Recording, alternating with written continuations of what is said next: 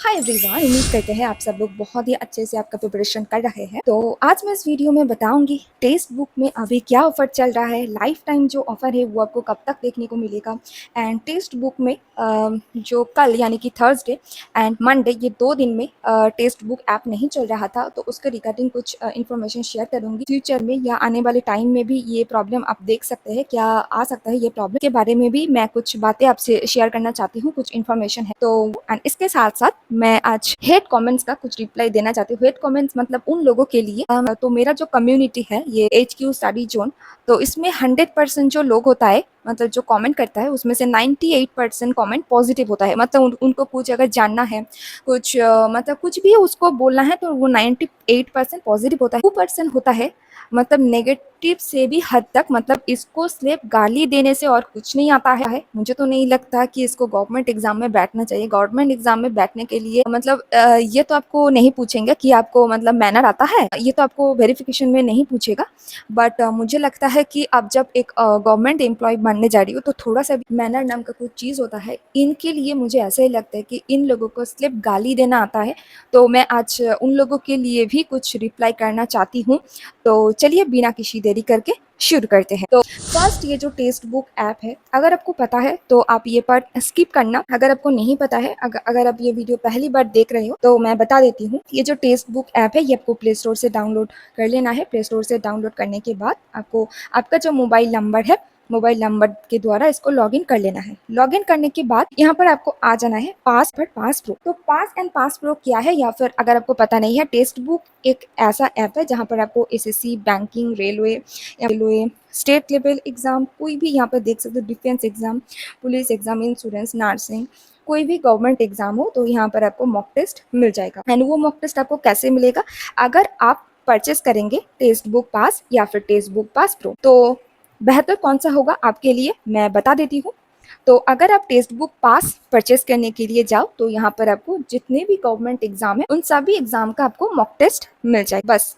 And पास प्रो में क्या मिलेगा, पास में आपको जो मिल रहा है वो तो मिलेगा, साथ साथ आपको 70,000 मॉक टेस्ट भी मिल जाएगा। पास में आपको जो जो मिल रहा है वो तो मिलेगा, साथ साथ आपको 17,000 प्लस प्रीवियस ईयर क्वेश्चंस मिल जाएगा, unlimited access to practice pro questions मिल जाएगा, unlimited access to pro live test मिल जाएगा। यानी कि जो प्रो लाइव टेस्ट होता है वो आप सिर्फ पास प्रो होंगे तभी आप अटेम्प्ट कर पाएंगे, प्रैक्टिस प्रो क्वेश्चंस भी। एंड इसके साथ आप री अटेम्प्ट भी कर सकते हो। कोई भी मॉक टेस्ट आपने अटेम्प्ट किया, तो उस मॉक टेस्ट को आप अनलिमिटेड टाइम री अटेम्प्ट भी कर सकते हैं। तो ये एक बहुत ही अच्छे ऑप्शन है टेक्स्ट बुक में। तो अभी का जो ऑफर चल रहा है, ऑलरेडी मैंने कूपन कोड अप्लाई करके रखा है।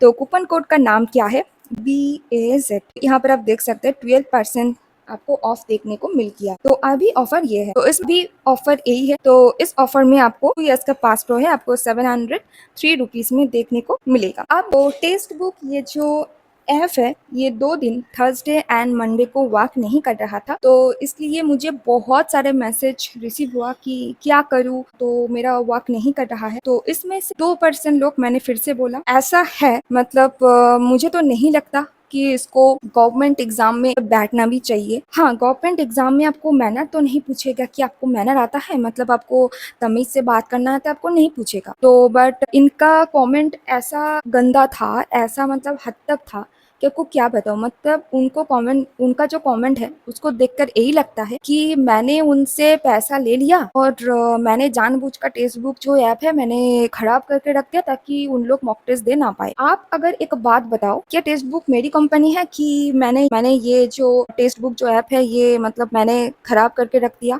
या फिर आपको सर्वर में एरर दिखा रहा है, तो मैंने ऐसा क्या नहीं ना। मतलब उन लोगों का कुछ नहीं है, उनको सिर्फ गाली देना है, सिर्फ गाली देना है। मुझे तो यही समझ में नहीं आ रहा था कि तो उन बच्चों को इतना भी बेसिक्स नहीं आता कि अगर टेक्स्ट बुक ऐप यूज नहीं कर पा रहे हैं, इसका मतलब कोई भी बच्चा जो भी टेक्स्ट बुक का सब्सक्रिप्शन लेके रखा है, कोई भी बच्चा ये ऐप यूज नहीं कर पा रहे हैं। बट उनका जो कमेंट है देखने को यही लग रहा है, मतलब उसका घर जाके मैंने पैसा भी चुरा लिया एंड टेक्स्ट बुक का ऐप मैंने जानबूझ के खराब करके रख दिया। एंड इन लोग प्रिपरेशन कर रहे हैं किसका, गवर्नमेंट एग्जाम का, जिसको इतना भी बेसिक्स नहीं है। इसके बाद मैं एक एग्जांपल दूं, आपका घर पर बिजली कभी कभार होता है, मतलब साल में 1-2 बार, मान लीजिए 10 बार ऐसा होता है कि पूरा-पूरा दिन नहीं रहता है। तो क्या आप उस इलेक्ट्रिक डिपार्टमेंट में जाके भी आप गाली-गलौज करने स्टार्ट कर देते हो? शायद आप कर भी सकते हैं, क्योंकि जो लोग इतना मतलब हद तक कमेंट लिख सकता है, तो उन लोग मुझे तो लगता है कर सकता है। तो बात यही था। अब बात करते हैं, तो मैं आपको दिखाती हूँ।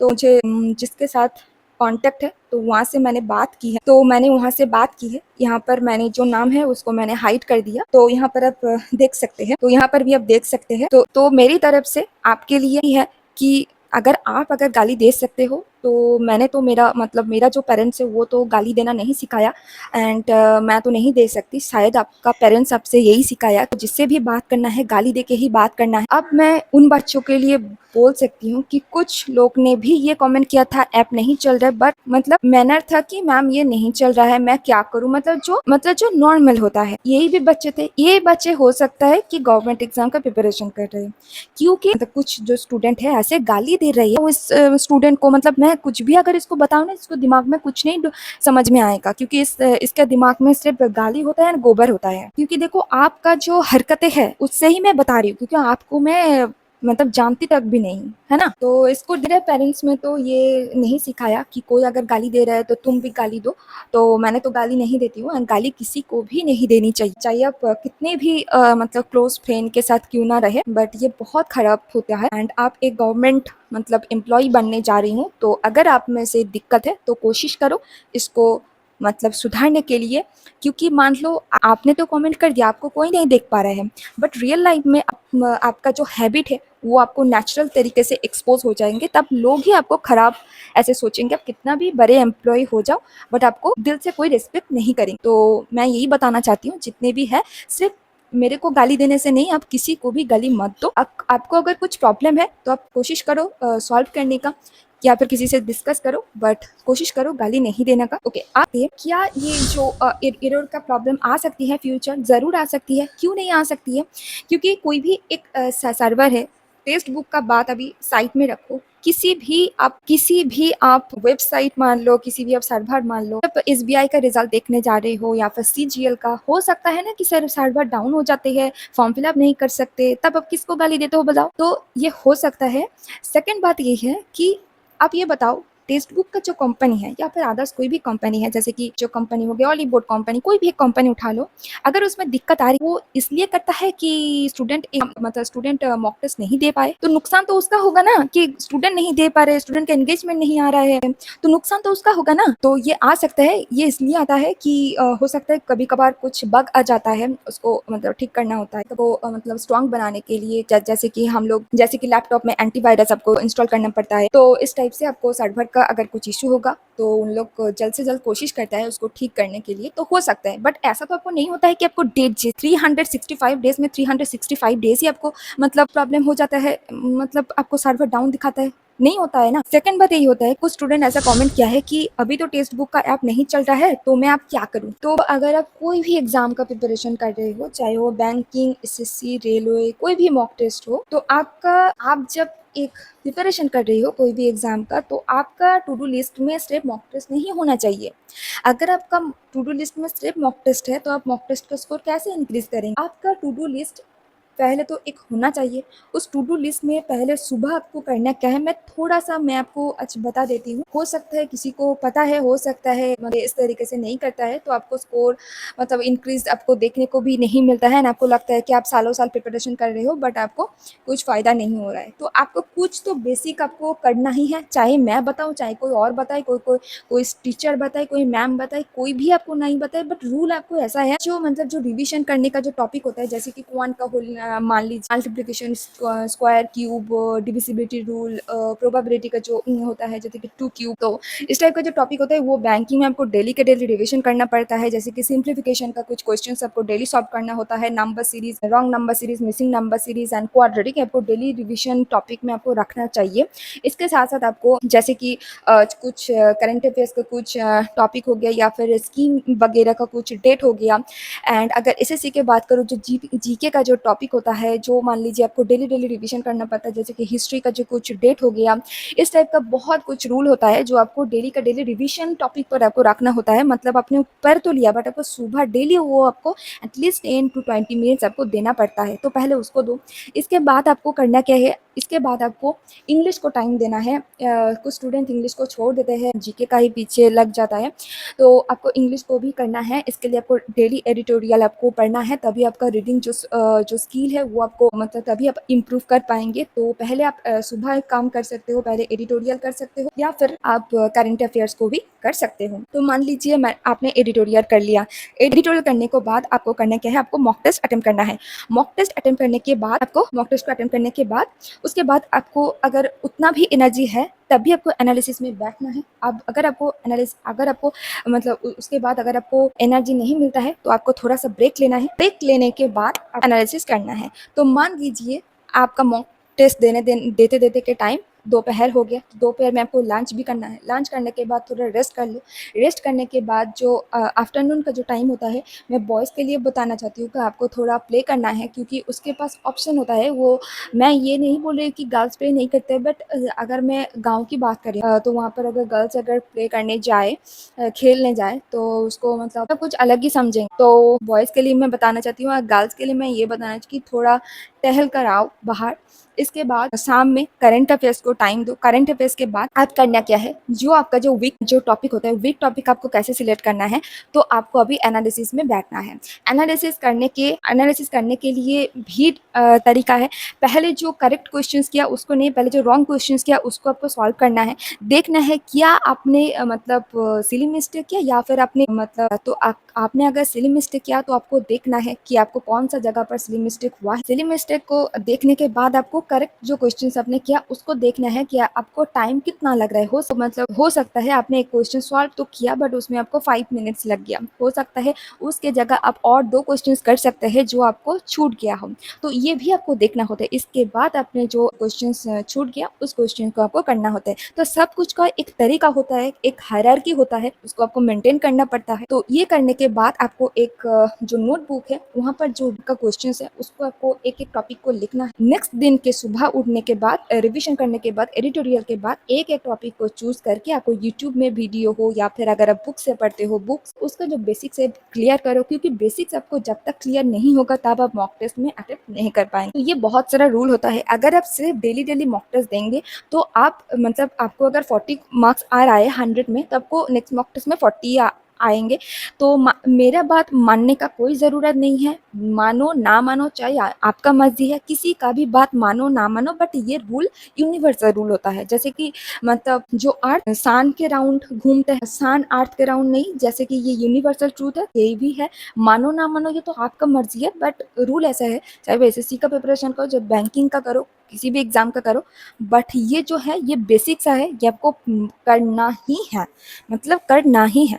इसके साथ साथ आपको तो टाइपिंग का भी प्रैक्टिस करना है, क्योंकि एसएससी में तो टाइपिंग तो विदाउट टाइपिंग तो आप प्रीलिम मेंस कर भी लेंगे तो आपको सिलेक्शन नहीं होगा।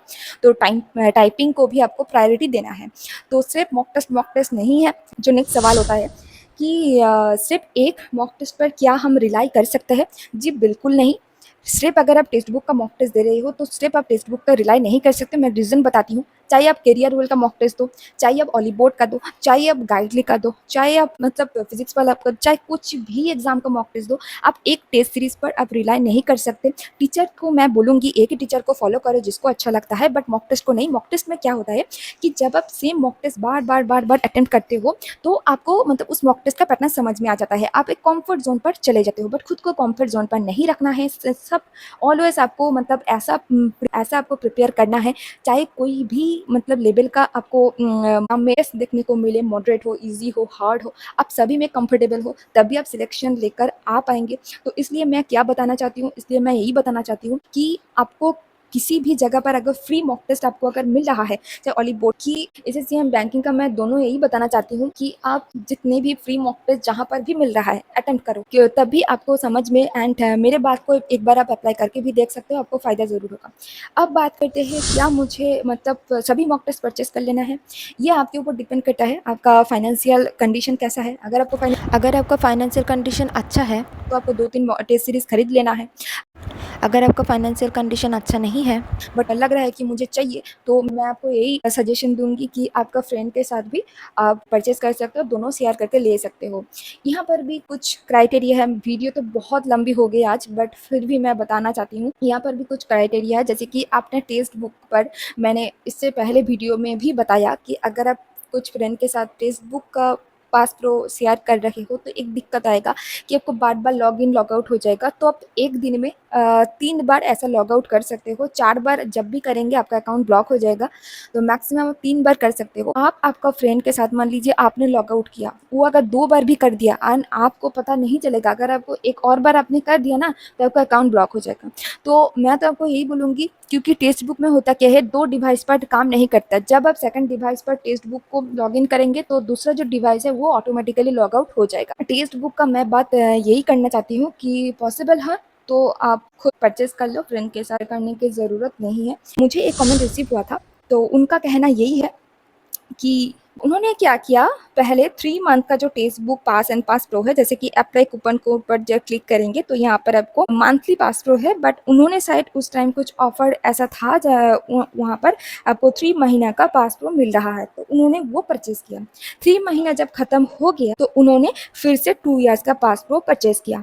बट उन्होंने जब 2 ईयर्स का पास प्रो परचेस किया तब उनको पता चला कि क्वेश्चन तो सेम है, बट उनको लगा था कि जो पास प्रो है उसका क्वेश्चन अलग होगा एंड 2 ईयर्स का जो पास प्रो है उसका क्वेश्चन अलग होगा। मैं इस टॉपिक पर पहले से कोई भी वीडियो पर बात नहीं किया, क्योंकि मुझे लगा ये तो एक बच्चों को भी पता होगा कि यहाँ पर क्या दिखा रहे हैं, monthly pass pro, yearly pass pro, 2 years का पास प्रो, यानी कि यहाँ पर डेज का डिफरेंस है। आपको अगर 1 महीने का परचेस करना है, यहाँ पर अगर 1 महीने का परचेस करना है तो आपको प्राइस कितना पड़ रहा है, 571।